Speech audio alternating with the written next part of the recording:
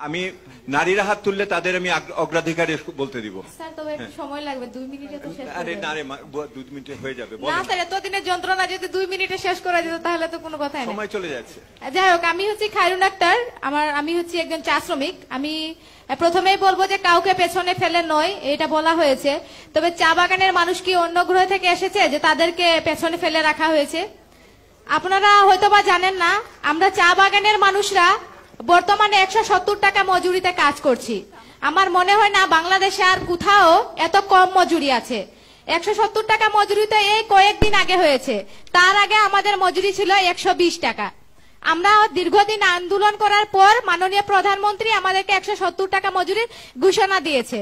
তারপরেও মালিক পক্ষরা বলে থাকেন যে তারা নাকি আমাদেরকে বিভিন্ন ধরনের সুযোগ সুবিধা দিয়ে থাকেন, আর সেজন্যই মাননীয় প্রধানমন্ত্রী সে কথা বিবেচনা করে 170 টাকা মজুরি ঘোষণা দিয়েছেন।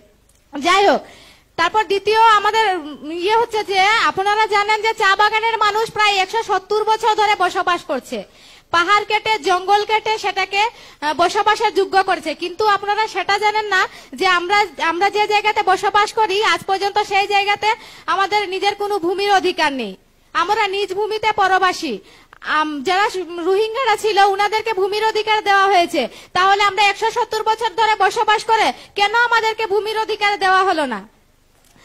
আপনারা বলেছেন কাউকে পেছনে ফেলে নয়, তাহলে যারা সরকারি চাকরি করে তাদের বেলায় যারা নারীরা আছে তাদেরকে মাতৃত্বকালীন 6 মাসে ছুটি দেন, আর আমরা যারা চা বাগানে কাজ করি আমাদেরকে কেন 4 মাসে ছুটি দেওয়া হবে?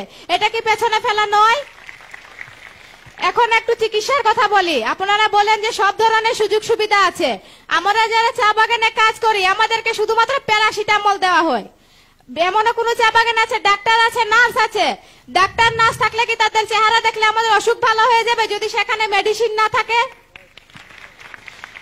তারপর হচ্ছে আমরা যারা চা বাগানে কাজ করি সেখানে যে ট্রাক্টর দিয়ে চা পাতা নিয়ে যাওয়া হয়, আমরা যখন অসুস্থ হয়ে রাস্তায় পড়ে থাকি বা সেকশনে পড়ে থাকি তখন আমাদেরকে অ্যাম্বুলেন্সের কোনো ব্যবস্থা করা থাকে না, আমাদেরকে সেই ট্রাক্টর দিয়ে হাসপাতালে নিয়ে আসা হয় প্যারাসিটামলের জন্য। অনেক ধন্যবাদ, আপনি অনেক ভালো বলেছেন, যতগুলো বলেছেন যথেষ্ট, এগুলি মনে রাখলে অনেক কাজে দিবে। আরেকটা মিনিট বলতে চাই, আমাদের হচ্ছে বিভিন্ন এমপি মন্ত্রীরা বলে থাকেন যে আমরা নাকি 3 বেলা মাংস খেতে পারি যারা শ্রমিকরা আছে, আর আমরা এক বেলা ডাল ভাতে খেতে পারি না, সেটা উল্লেখ করেন না কেন? আপনারা বলে থাকেন যে একজন শ্রমিক নাকি 20 কেজি চাল কিনতে পারে, আমরা এখানে 2 কেজি চাল কিনে সামর্থ্য থাকে না, আর আপনারা 20 কেজি চালের কিভাবে বলেন যে 20 কেজি চাল কিনতে পারে? যাই হোক, আমরা চা শ্রমিকরা 120 টাকা মজুরিতে কাজ করছি। আমাদের ন্যূনতম মজুরি। অনেক ধন্যবাদ আপনাকে। হ্যাঁ, আপনারা শুনলেন, আমরা পার্বত্য চট্টগ্রাম শুনলাম, আমরা এখানে দলিত সম্প্রদায় শুনলাম, চা শ্রমিকরা একটা বড়। আপনারা যারা সামনে আছেন, আমি একটু পিছনে যারা আছেন তাদের কাছ থেকে এখানে আসি, আপনার কাছে আসছি। ওনাকে মাইক্রোফোন দেন, পরিচয় দেন তাড়াতাড়ি, এখন সময় কিন্তু চাপে রাখবো আমি। আসসালামু আলাইকুম, আমি তৃতীয় লিঙ্গ। আমি আসলে কষ্টই লাগতেছে কথা বলতে। কিছুক্ষণ আগে একটা ভিডিও দেখলাম, সেখানে কোনো তৃতীয় লিঙ্গের উচ্চারণই নাই। ওনাদের সাথে আমাদের আলকা ফোকাস গ্রুপ ডিসকাশন হয়েছে, সেটার ভিতরে হয়েছে। আপনি নিশ্চিত থাকেন, এটা আমাদের জন্য একটা বড় বিষয়, নহলে তো আর আপনাকে আমি কষ্ট করে ডেকে আনতাম না। বলে আমরা যে একটা মানুষ, আমরা যে সবার, আমাদের ম্যাডাম শেখ হাসিনা, সে আমাদের মা, সে আমাদের যে একটা স্বীকৃতি দিচ্ছে। সবাই বলে এক একটা প্রতিষ্ঠানের পরিচয় দেয়, আমি কিন্তু কোনো প্রতিষ্ঠানে চাকরি করি না যে আমার পরিচয়টা আসবে। আমার পরিচয় কি? ভিক্ষাবৃত্তি। সে ভিক্ষাবৃত্তি করতে গেলেও আমার মার খেতে হয়, আপনার অপমান হতে হয়, তারপরে আপনার সুস্থ মতন বাঁচতে পারি না। এখন দেশের পরিস্থিতি অনেক খারাপ, কিন্তু আমাদের দেখেন শিক্ষার জায়গা, তারপরে আমাদের বাসা বাড়ার জায়গা, আমাদের থাকার জায়গা, আমাদের সমাজে কোথায় আছি, এমনকি ভোটার আইডেন্টি কার্ডটা যে ন্যাশনাল আইডেন্টি কার্ড, সেটা পর্যন্ত আমরা এখন পর্যন্ত তৃতীয় লিঙ্গ হিসাবে করতে পারতেছি না। সেটা নারী এবং পুরুষ হিসাবে আছে, এখন আমরা পারিনি। তো আমার কথা হয়েছে, বেশি কথা বলবো না। আমরা যেখানে আছি সবাই আমাদেরকে একটু দেখবেন, এখানে অনেক উপর মাধ্যমে অনেক স্যারেরা আছেন, অনেক গণ্যমান্য ব্যক্তি আছেন, আমাদের কথা মনে রাখবেন। আমি আপনাদেরকে বলি, এটা আপনার প্রথম কথা হলো যে বর্তমান সরকারই প্রথম তৃতীয় লিঙ্গের স্বীকৃতি দিয়েছে, সেই হিসেবে একটা তালি দিলেন না তো? ভালো কাজ করলে তো তালি দিতে হবে, খালি কমপ্লেন করলে হবে নাকি? আর দ্বিতীয়ত হলো ভ্যাকসিন টিকা যখন দেওয়া হয়, আমরা নাগরিক প্ল্যাটফর্মের পক্ষ থেকে সরকারের সাথে আলোচনা করে টিকা দেওয়ার ক্ষেত্রে যে শুধু পুরুষ এবং নারীর লাইন ছিল তার বাইরেও আমরা ব্যবস্থা করার চেষ্টা করেছি এবং সেটা সফল হয়েছে। তবে আপনার কথা ওইখানে রইল আর কি।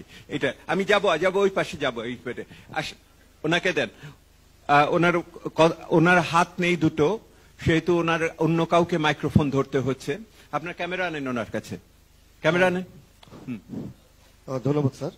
আমি মোহাম্মদ রাশিদুল আজম রাসেল, আমি centre for disability in development সিডিডির পক্ষ থেকে এসেছি।